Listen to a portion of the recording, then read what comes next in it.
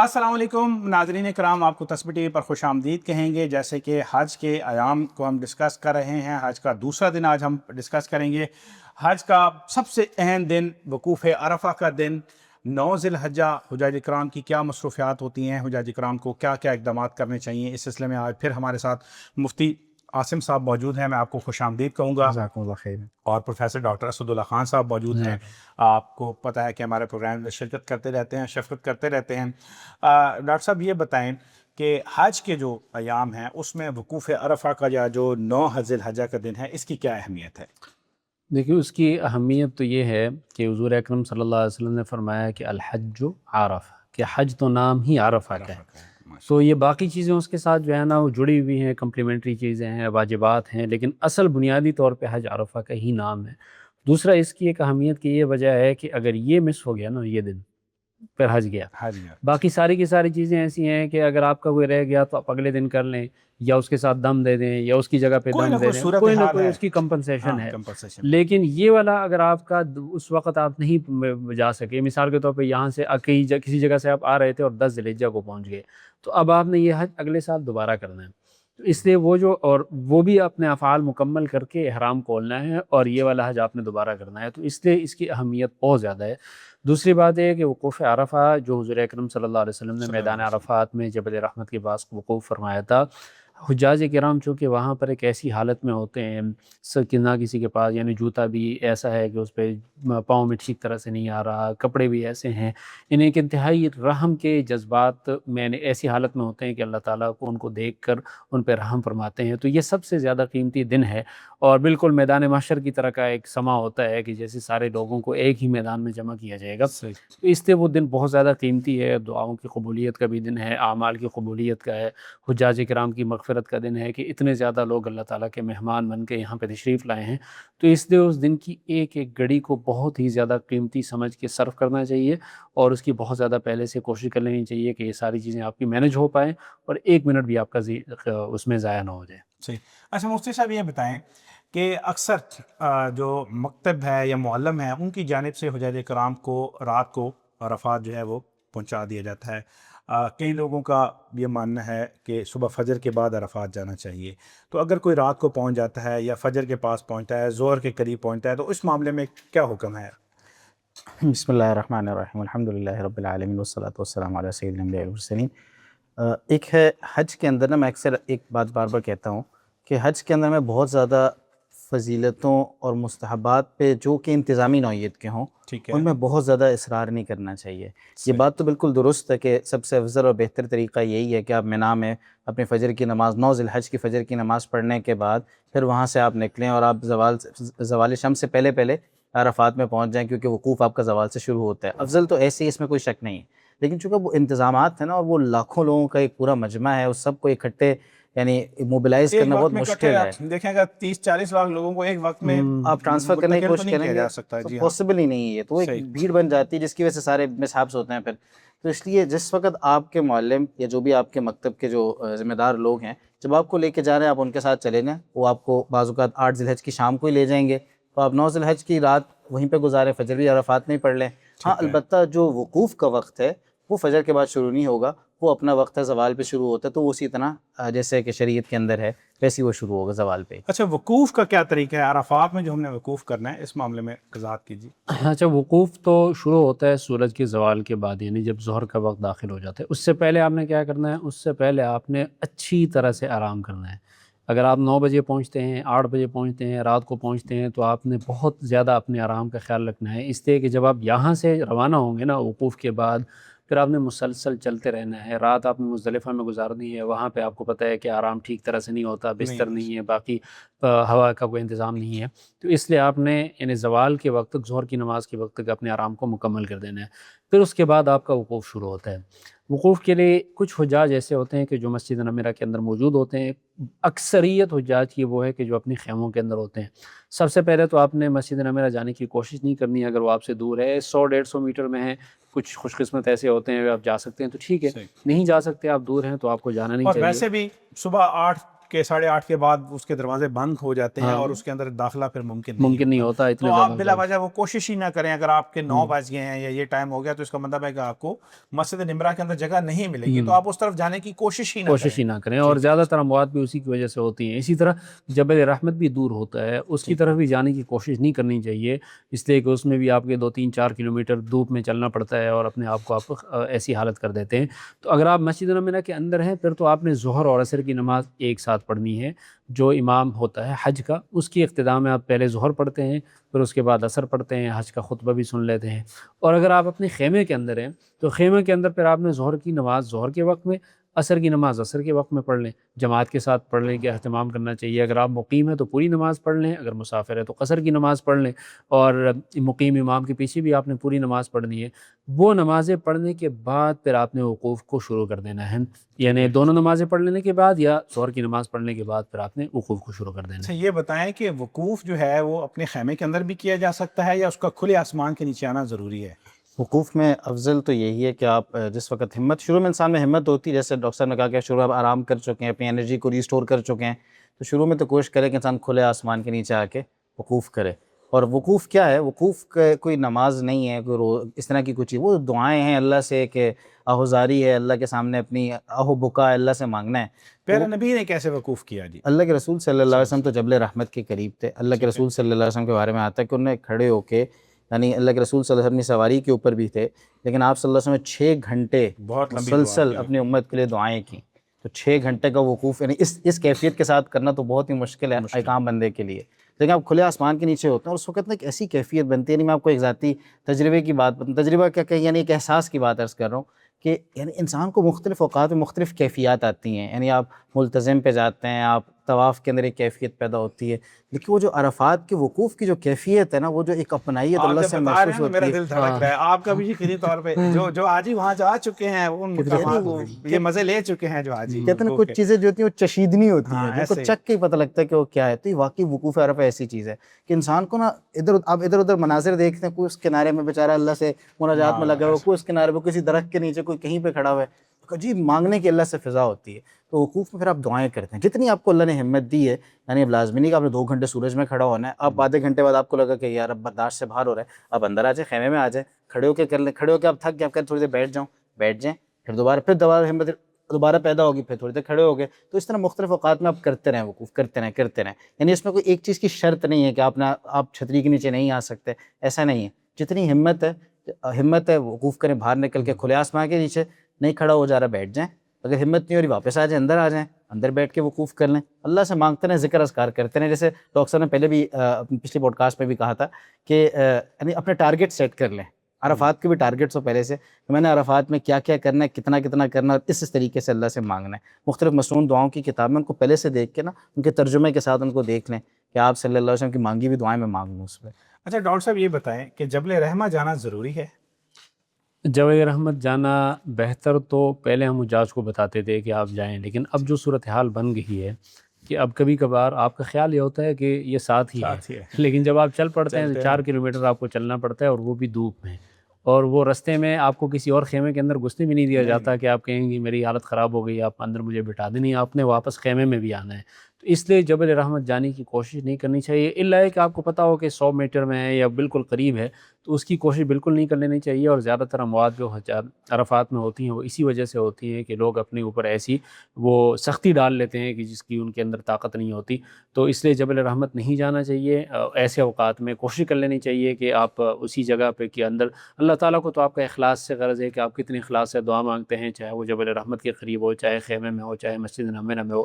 اسی طریقے سے لوگوں کا یہ خیال یہ ہوتا ہے کہ ہم لیٹ کے یا ٹیک لگا کے دعا نہیں کر سکتے, حالانکہ یہ کوئی ایسی مسئلہ نہیں ہے. عام حالات میں تو دعا کا طریقہ یہ ہے کہ عرفات کے میدان میں ہونا ضروری ہے, چاہے جس حالت میں بھی آپ دعا کا اہتمام کریں. اچھا یہ بتائیں مفتی صاحب کہ مسجد نمرہ کا کچھ حصہ جو ہے وہ عرفات سے باہر ہے.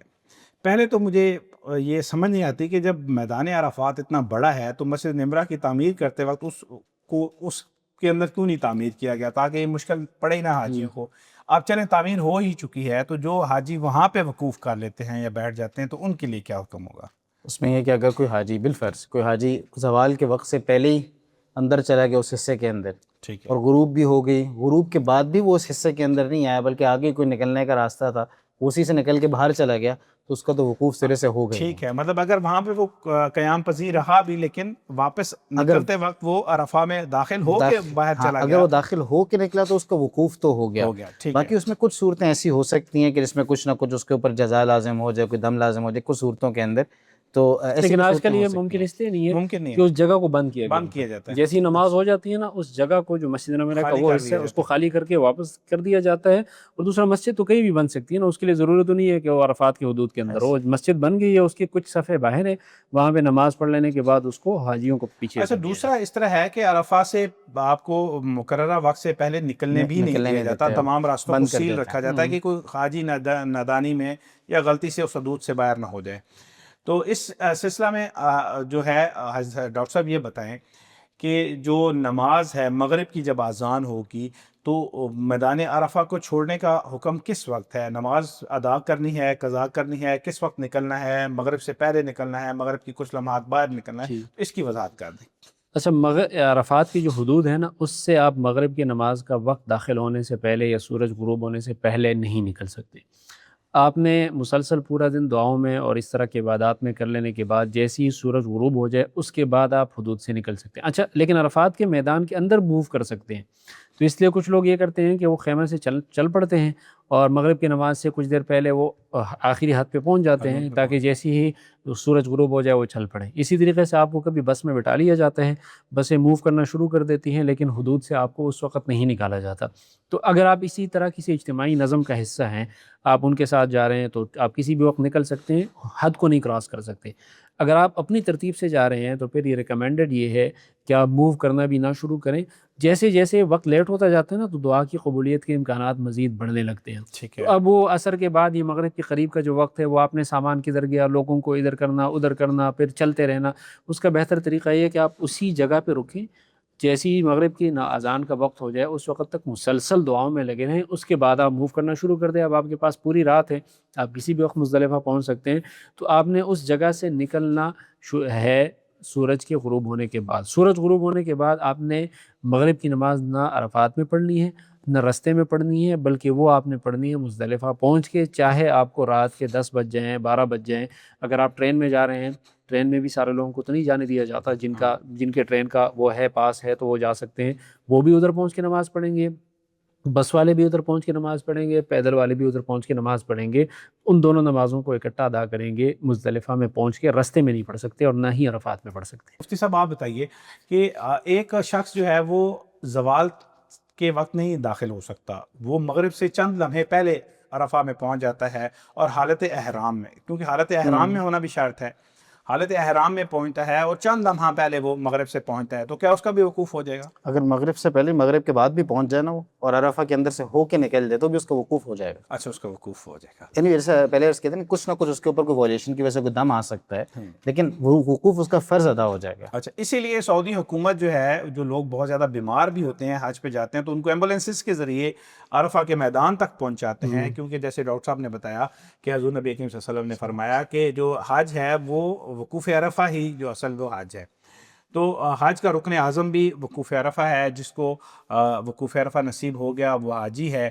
باقی جیسے ڈاکٹر صاحب نے بتایا کہ اگر آپ کے کوئی ارکان واجبات میں سے کسی چیز میں کوئی کمی رہ جاتی ہے تو اس کا کوئی نہ کوئی نعم البدل ہے, اس کے لیے نعم البدل نہیں ہے, بدل ہے. اچھا, بدل ہے. نعم البدل نہیں ہو سکتا, بدل ہے کہ آپ جو ہے اس کے لیے کوئی دم ہوگا یا کچھ صدقات ہوں گے یا دیگر مسائل ہوں گے, لیکن عرفہ کا جو کیا وقوف ہے یہ فرض ہے آج کا اور رکن اعظم ہے. تو ہم سب یہ دعا کرتے ہیں کہ اللہ کریم ہم سب کو وقوف عرفہ بار بار نصیب فرمائے. اس میں ایک چیز یہ بھی ذہن میں نے کہ اس جگہ پہ جتنی سہولیات آپ کو دی جاتی ہیں اتنی ہی پاسبل ہے. تو اس میں یہاں پہ آپ کہیں کہ جی میرے لیے اس چیز کا انتظام کیا جائے, کولنگ کا یہ سسٹم ہونا چاہیے, تو اس میں ان چکروں میں نہیں پڑنا چاہیے. ویسے جو ذاتی مشاہدہ ہے کہ جو حجاج کے لیے وہاں پر بہت خدمت کی جاتی ہے, ان کو آئس کریمز وغیرہ کھانے پینے کی اچھی سہولیات دی جاتی ہیں, اور جو خیمے ہوتے ہیں عرفہ کے اندر وہ بڑے خیمے ہیں, تقریباً ایک خیمے کے اندر 300 کے قریب حجاج کرام کی جو ہے وہ گنجائش ہوتی ہے, اور 4 ٹن کا ایک چلر جو ہوتا ہے وہ 10 چلر ایک خیمے میں لگے ہوئے ہوتے ہیں. تو اپنی طرف لیکن سے وہ تو- خیمے چونکہ پرماننٹ نہیں ہوتے نا، تو اس ہاں، کے اندر وہ انتظام نہیں ہو سکتا جو مینا کے اندر ہو مینا کے سکتا ہے، اس لیے کہ وہ تو ایک آدھ دن کے لیے لگائے جاتے ہیں، تو اس میں پھر بھی کوئی نہ کوئی کمزوری رہ جائے تو اس کو برداشت کر لینا چاہیے، اس کو حل کرنے کی اس وقت کبھی کبھار بہتر ہے. possible وہاں نہیں پہ نیم کے ہاں لاکھوں درخت آپ کو پتہ ہاں ہے کہ لگے ہوئے ہیں. حجاج کرام جو ہے وہ اگر ان درختوں کے نیچے بھی وقوف کریں تو اللہ ہاں کریم ان کے حج کو قبول بھی ہاں فرمائے گا اور آسان بھی فرمائے گا. اور میرا ذاتی مشاہدہ ہے کہ ان کے نیچے زیادہ سکون ہوتا ہے خیموں کے اندر سے، کیونکہ خیموں میں حبس وغیرہ کی کیفیت بھی ہوتی ہے. اور ڈاکٹر صاحب والی بات ہے کہ شکر کریں جس حالت میں بھی ہم ہیں، ہمیں گرمی لگ رہی ہے، ہمیں کھانے پینے کی سہولت کم ملی ہے، پانی ہمیں اچھا نہیں ملا، ٹھنڈا نہیں ملا، لیکن آپ یہ دیکھیں کہ اللہ نے آپ کو اس مقام پر لا کھڑا کیا ہے. یہ اس کا بہت بڑا کرم ہے اور فضل ہے، ہمیں اسی پہ شکر ادا کرنا چاہیے اور کروڑ بار اللہ کا شکر ادا کرنا چاہیے کہ جس نے اربوں مسلمانوں میں سے آپ کو چنا اور آپ کو عرفات کے میدان میں جو ہے وہ کھڑا کیا. تو یقیناً یہ سب سے قبولیت کا مقام ہے. اور میں اپنے جس دن سے ناظرین حج 2026 کے لیے درخواستیں داخل ہونا شروع ہوئیں، جس دن سے حج پالیسی آپ کی آئی، اس دن سے آپ کی رہنمائی کرنی شروع کی ہے. اور ہر ویڈیو میں آپ سے ایک ہی درخواست کی ہے کہ جب آپ وقوف عرفہ کریں تو ہمیں بھی اپنی دعاؤں کے اندر ضرور یاد رکھیں. آج پھر آپ سے یہ درخواست کروں گا کہ جب آپ عرفات کے میدان میں ہوں، جب وقوف کر رہے ہوں، مجھے اپنی دعاؤں کے اندر ضرور یاد رکھیں. ڈاکٹر اسد اللہ خان اور اس صاحب ہیں. میں آپ شاید ختم کر رہے ہیں، ایک چیز ایڈ کرنا چاہوں گا کہ وقوف عرفہ اگر جمعے کے دن آ جائے تو اس کو عام طور پہ ہم حج اکبر حج کہتے اکبر ہیں. کہتے ہیں. یہ صرف اس وجہ سے اس کی فضیلت بڑھ جاتی ہے کہ حضور اکرم صلی اللہ علیہ صلی اللہ وسلم نے علیہ جو وقوف فرمایا تھا وہ چونکہ جمعے کے دن ہی آیا تھا، اس وجہ سے اس کی افضلیت زیادہ ہے. اور چونکہ دنوں کا سردار جمعہ ہے اور پھر عرفہ سب سے زیادہ افضل ایام میں سے ہے، تو وہ دونوں جمع ہو جائیں تو بہت زیادہ افضلیت ہے. لیکن اس کا یہ مطلب نہیں ہے کہ باقی حج چھوٹے ہیں اور یہ حج بڑا ہے. وہ آگے اللہ تعالیٰ نے نصیب فرمایا تو اچھی بات ہے، نہیں آیا تب بھی عرفہ کے اندر ہونا اور وقوف عرفہ کرنا یہ بہت بڑی خوش نصیبی کی بات ہے. اللہ تعالیٰ سب کی عبادات کو قبول فرمائے. آمین. آپ کچھ کہنا چاہیں؟ سر ایک مسئلہ شروع میں بیان کرنے میں رہ گیا میرے خیال سے بیچ سے. ایک نا چونکہ نمازیں آتی ہیں ہماری اس میں مینا میں بھی آتی ہیں اور عرفات میں بھی آتی ہیں، تو خیموں میں عام طور پہ نا پورا وہ بیڈ سے بھرا ہوا ہوتا ہے، میٹریسز لگے ہوتے ہیں. تو جب نماز کا وقت ہو تو اس کو تھوڑا سا اہتمام کر لینا چاہیے کہ آپ اس کو اٹھا لیں، نیچے پراپر اہتمام کریں نماز کا، اور اس کے بعد نماز کے بعد پھر دوبارہ اس کو اسی طرح رکھ لیا جائے. جب آرام کے وقت ہو دوبارہ اس کو رکھ لیا جائے. تو اس میں بعض اوقات ہم تھوڑی سی سستی کر جاتے ہیں. تو سستی کی وجہ سے نا، کیونکہ نماز کے کچھ ایسے مسائل ہیں جس میں سجدے کے مسائل ہیں، رکوع کے مسائل ہیں اور مسائل ہیں، تو اس میں کچھ خلل پڑ جاتے ہیں اس کی وجہ سے. تو اس چیز کا اہتمام کرنا چاہیے. باقی جیسے آپ حضرات نے کہا، واقعی وقوف عرفہ ایک ایسا دن ہے کہ زندگی میں ایک ہی دفعہ نصیب ہوتا ہے، بار بار اللہ بار بار نصیب کرے، اللہ کے لیے کیا مشکل ہے. لیکن وہ واقعی ایک ایسی کیفیت ہے کہ جو انسان کو ایک ہی دفعہ جب احساس ایک دفعہ انسان کو ہو جائے، پھر وہ انسان کہتا ہے اللہ بار بار ہی بلاتا رہے. اور وہاں پہ چونکہ بہت ساری چیزیں مفت تقسیم ہو رہی ہوتی ہے تو ہم بے برکتی اور بے حرمتی بہت زیادہ کر لیتے ہیں. جوس کے ڈبے پھینک دیتے ہیں، کھانے کے ڈبے پھینک دیتے ہیں. آپ جتنا کھا سکتے ہیں یعنی اتنا ہی لیں، باقی کسی اور کے کام آ جائیں. اگر آپ کو پورے اس میں وجہ ہوتے ہیں، اس کے اندر کوئی ایک چیز پسند ہے وہ آپ نے لے لی، باقی پھینک دی لوگوں میں. اس میں اچھا، میں نے اکثر لوگوں کو دیکھا ہے کہ آئس کریم ڈسٹریبیوٹ ہو رہی ہوتی ہیں، وہ 10 آئس کریم لے لیں گے. بھائی اس نے 5 منٹ کے بعد پگھل جانا ہے، وہ آپ کے کام کی بھی نہیں رہے گی. تو اس کو کسی دوسرے حاجی کے لیے چھوڑیں. آگے جب مزدلفہ پہنچیں گے مینا میں تو وہاں پہ چیزیں آپ کو ملیں گی، ہر چیز ملتی ہے. مزدلفہ تو راستے میں جاتے ہوئے آپ کو کنٹینر سے بہت زیادہ چیزیں ڈسٹریبیوٹ کی جا رہی ہوتی ہیں. تو ہاں، تھوڑا سا اگر آپ نے بیگ میں کوئی فروٹ رکھنا چاہیں، کوئی ڈرائی فروٹ رکھنا چاہیں، کوئی سیب وغیرہ، کوئی ایسی چیز کہ جو راستے میں چلتے ہوئے آپ کو سپورٹ کرے. اور آپ کو اگر کسی کو شوگر کا مسئلہ ہے یا کوئی ایسی بیماری ہے، اور کوشش کریں یہاں بھی صبر کا دامن جو ہے وہ تھامے رکھیں، بھگدڑ جو ہے اس سے اجتناب کریں. میں دوبارہ آپ سے درخواست کروں گا کہ مقدس سفر پر جب جائیں ہمیں دعاؤں کے اندر ضرور یاد رکھیں. ڈاکٹر اسد اللہ خان صاحب ہیں، مفتی عاصم صاحب ہیں، مفتی محمد عامر صاحب بھی ہمارے پروگرامس میں شرکت کرتے ہیں. میری جو ٹیم ہے، ماں سلامہ کی ٹیم ہمیں بہت سپورٹ کرتی ہے. تسبیح ٹی وی کی جو ٹیم ہے، ان سب کے لیے بھی دعا ضرور کیجیے. ہماری فیملی کے لیے، اہل و عیال کے لیے، ہمارے والدین کو بھی دعاؤں کے اندر ضرور یاد رکھیے گا. آپ سب سے گزارش کروں گا کہ تسبیح ٹی وی کے ساتھ جڑے رہیں. اس سلسلے کو ہم جاری رکھیں گے. حج کا 3، 4 اور 5واں دن آپ نے کیسے گزارنا ہے، اور حج کے بعد آپ کے گھر واپس آنے تک آپ کی رہنمائی جاری رہے گی. آج تک کے لیے اتنا ہی. اللہ حافظ.